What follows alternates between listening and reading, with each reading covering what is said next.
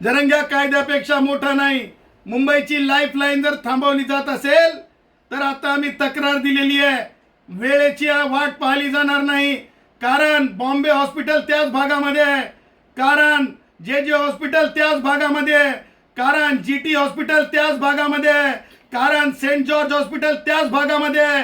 ambulance ची जी हे असते हे जा, त्याचबरोबर अति महत्त्वाचे व्यक्ती एम्बॅसीज आहेत, जॅपनीज एम्बॅसी आहे त्याच भागामध्ये, त्याच भागामध्ये इतर देशाचे एम्बॅसीज आहेत, ह्या सगळ्या त्याच भागामध्ये माननीय उच्च न्यायालय आहे, त्याच भागामध्ये सन्माननीय मॅजिस्ट्रेट कोर्ट आहे, त्याच भागामध्ये स्मॉल कॉजेस कोर्ट आहे, त्याच भागामध्ये मानव अधिकार आयोग आहे, त्याच भागामध्ये लोकसेवा आयोग आहे, त्याच भागामध्ये वरिष्ठ आणि महत्त्वाची कार्यालय आहेत, रिझर्व्ह बँक ऑफ इंडिया आहे, त्याच भागामध्ये तुम्हाला सांगतो नेव्ही, त्याच भागामध्ये ज्या प्रकारे म्हणजे मिलिटरीचे ऑफिसेस आहेत तेव्हा, आणि सर्वाधिक आस्थापना जागतिक आस्थापना म्हणजे नेव्हीशी संबंधित आस्थापना, बिझनेसच्या संबंधित आस्थापना, त्याचबरोबर वेगवेगळ्या याच्या कंपनीज, एरोप्लेन कंपनीज त्यांची ऑफिसेस आहेत, आंतरराष्ट्रीय समुदाय आहे तिथे, आणि हे सगळं